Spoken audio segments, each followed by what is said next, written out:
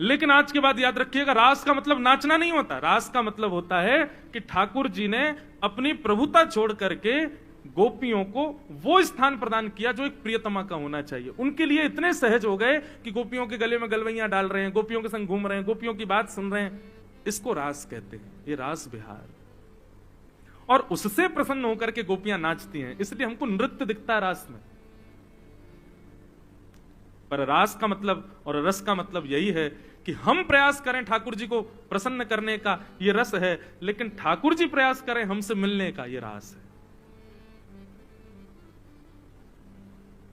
सब गोपियां, मैंने कल भी बताया था, ये त्रेता युग के सब संत हैं। एक युग की प्रतीक्षा के बाद गोपी बनकर के आए। इनको पता है कि ये साक्षात भगवान कौन है। ये नंद नंदन के बेटा नहीं है, ये यशोदा जी के बेटा नहीं है, साक्षात भगवान है। इनसे तो संबंध बनाना पड़ेगा। और इसी के लिए गोपियां कात्यायनी पूजा करती हैं, यमुना में स्नान करती हैं कि हमको कृष्ण प्राप्त हो जाएं। ठाकुर जी ने शरद पूर्णिमा का आश्वासन दिया कि शरद पूर्णिमा की रात्रि को हम आपसे मिलेंगे। ठाकुर जी की आयु 7.5 वर्ष की है जब रास विहार हुआ। भगवान गए और कदम्ब वृक्ष के नीचे बैठ करके ठाकुर जी ने अपने अधर पर वेणु को आच्छादित किया, कोमल छिद्रों को अपनी उंगलियों से दबाते हुए। जैसे ही ठाकुर जी ने प्राण पिरोए, वंशी बजने लगी वृंदावन में, और सबको ऐसा लगने लगा कि नंद नंदन यशोदा नंदन कृष्ण वंशी बजा रहे हैं। पर कृष्ण प्रेम में उन्मुक्त गोपियों को ऐसा लगने लगा कि नहीं, श्री कृष्ण हमको बुला रहे हैं, श्री कृष्ण तो हमारा आवाहन कर रहे हैं। आप कहोगे महाराज जी हमको कभी वेणु सुनाई देगी ठाकुर जी की? ठाकुर जी की वेणु क्या है बंधुओं? ये जितने भी वैष्णवाचार्यों को आप सुनते हैं, जितने भी कथा प्रवक्ताओं को आप सुनते हैं, जितने भी गुरुजनों के प्रवचन आप सुनते हैं, यदि वो प्रवचन आपके जीवन पर असर डालते हैं और आपके अंदर ऐसा भाव प्रकट करते हैं, नहीं मुझे ये करना ही है, वही ठाकुर जी की वेणु है, वही ठाकुर जी की वंशी है। लेकिन यहां से घुसी बात और यहां से निकल गई कोई असर नहीं, जैसे पहले थे वैसी अब हो। तो आपने वंशी सुनी, आपने ठाकुर जी की चर्चा नहीं। वंशी तो ठाकुर जी बजा रहे हैं, पूरा ब्रज सुन रहा है, लेकिन सबको यह लग रहा है कि ठाकुर जी वंशी बजा रहे हैं। लेकिन गोपियों को तो स्वर सुनाई दे रहा है कि ठाकुर जी कान में आकर के कह रहे हैं, चल गोपी जल्दी चल, मैं तेरी प्रतीक्षा कर रहा हूं।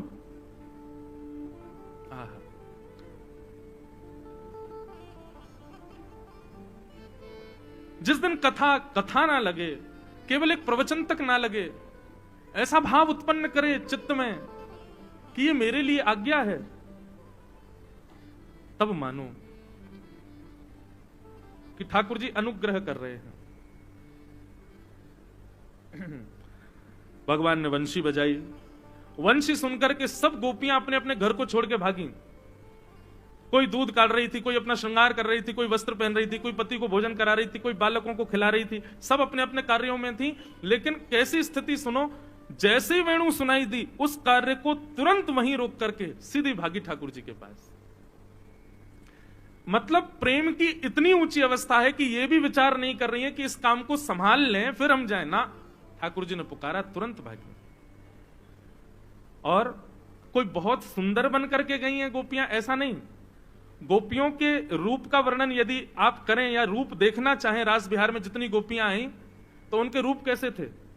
बोले एक गोपी के एक ही आंख में काजल लगा है, एक गोपी ने एक ही कान में कुंडल पहना है, किसी गोपी के वस्त्र अस्त व्यस्त हैं, किसी गोपी के आधे केश खुले हैं, आधे गुथे हुए हैं।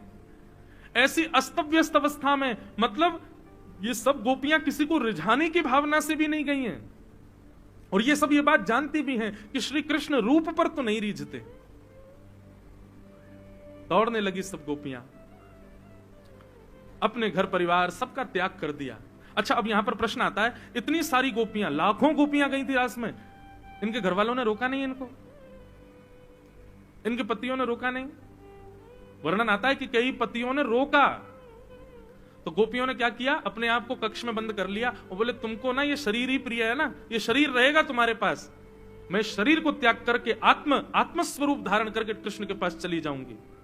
और असंख्य गोपियों ने इस प्रकार रास भूमि में प्रवेश किया। भैया ये अद्भुत है, ये सामान्य प्रेम नहीं है। यहां गोपियां देह त्याग करके भी पहुंच रही हैं। तो प्रश्न उठता है, इस तरह से तो ना जाने कितनी गोपियों ने अपने देह का त्याग कर दिया। और वर्णन आता है कि ठाकुर जी 6 महीने तक रास विहार करते रहे, तो क्या 6 महीने तक किसी के घर वालों ने ऑब्जेक्शन नहीं किया कि हमारी बहू बेटियां कहां गई? तब वर्णन आता है योग मायाम उपाश्रित। वैष्णो देवी जिनको आप सब पूजते हैं, पूरा भारत पूजता है, ये वैष्णवी देवी हैं। वैष्णव मतलब मैंने कल बताया था ना, जो विष्णु का, जो नारायण का, जो ठाकुर जी का, उसको वैष्णव कहते हैं। वो वैष्णवी हैं, वो ठाकुर जी की हैं। जितनी गोपियां रास विहार में गई हैं, उतनी गोपियों का रूप धारण करके वैष्णवी देवी ही पूरे ब्रजमंडल में बैठी। सबको ऐसा लग रहा हमारी मैया तो ये घूम रही, हमारे पिता, हमारी बहन तो ये घूम रही, हमारी बहू तो ये घूम रही, लेकिन वास्तविक तो वे सब कृष्ण के पास थी। उनका छद्म भेष धारण करके योग माया पूरे ब्रजमंडल में बैठी है।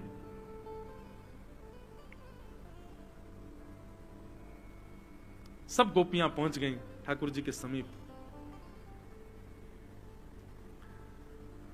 भगवान ने सबसे पहले तो स्वागत किया। स्वागतम वो महाभाग प्रियम किम करिवाणि व्रजस्यानामयं कश्चित् ब्रूतागमन कारणम्। बहुत सुंदर भाव। ठाकुर जी ने कहा आइए आइए आइए, स्वागत है सब गोपियों का। लेकिन क्या मैं आप लोगों के इतनी रात में अपने अपने घर परिवार छोड़ के, पतियों को छोड़ के, बच्चों को छोड़ के यहां आने का कारण पूछ सकता हूं? मैंने कल भी कहा था बंधुओं कि रास बिहार में आई हुई गोपियों की आयु 6 वर्ष से लेकर के 100 वर्ष तक की है। इसका मतलब ये रास बिहार कोई स्त्री के रूप या किसी युवावस्था का ये रास बिहार नहीं है। हर अवस्था की गोपी है वहां पर।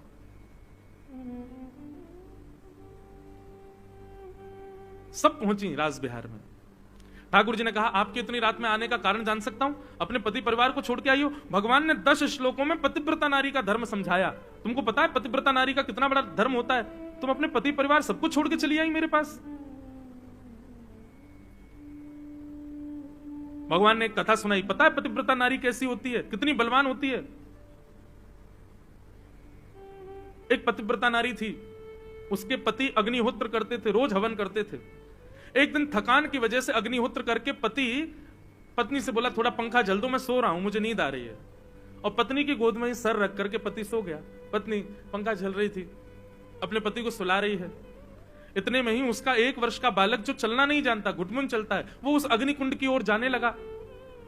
अब वो ना तो कुछ कह सकती है ना उठ सकती है। चिल्लाएगी तो पति की नींद उठेगी, खुलेगी, उठ करके जाएगी तो भी पति उठ जाएगा।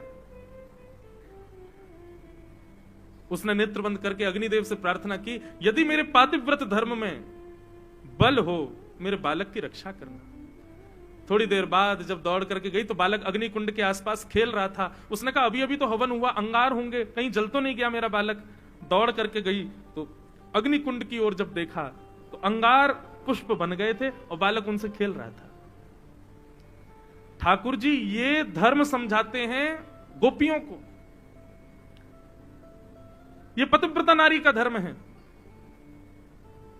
एक ही धर्म एक ही व्रत नेमा, काया वचन मन पति पद प्रेम। अच्छा एक बात बोलूं, आप लोग बुरा नहीं मानना। जब ये इस प्रकार की बात करता हूं ना, जहां पर महिलाओं को ही समझाया जाए, तो कई माताएं मेरी विद्रोही हो जाती हैं।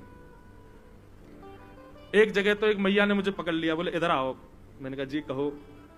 बोले तुम्हारे सारे धर्म शास्त्र और सब जगह केवल हम ही कोई क्यों समझाए, पुरुषों को क्यों नहीं समझाते हो कभी? केवल हम समझें कि पतिव्रता नारी कौन होती है और घर परिवार कैसे संभाला जाता है। मां भीष्म पितामह भी महाभारत में स्त्रियों को ही समझा रहे हैं, रामायण में भी सब जगह स्त्रियां ये नहीं करें, ये नहीं करें, ऐसा नहीं करें, ये करें, इस प्रकार रहें। ये सारे नियम कानून हमारे लिए ही क्यों हैं? कभी पुरुषों को क्यों नहीं समझाया जाता?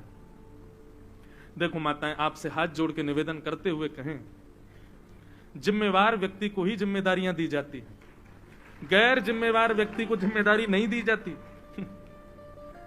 माताओं के ऊपर बहुत बड़ी जिम्मेवारी है, इसीलिए सारी जिम्मेदारियां उन्हीं को ही बताई जाती हैं। अगर ये सारी बात उल्टी होती, पुरुषों के लिए ही होती, तो पृथ्वी का बहुत समय पहले ही प्रलय हो चुका होता। अभी तक हम लोग जी रहे हैं, पृथ्वी आगे बढ़ रही है, सब कुछ चल रहा है ठीक ठाक सब। आपको पता है कर्म में पुरुष बंधा ही इसलिए क्योंकि एक माँ उसके पास है, एक बहन उसके पास है और एक पत्नी उसके पास है।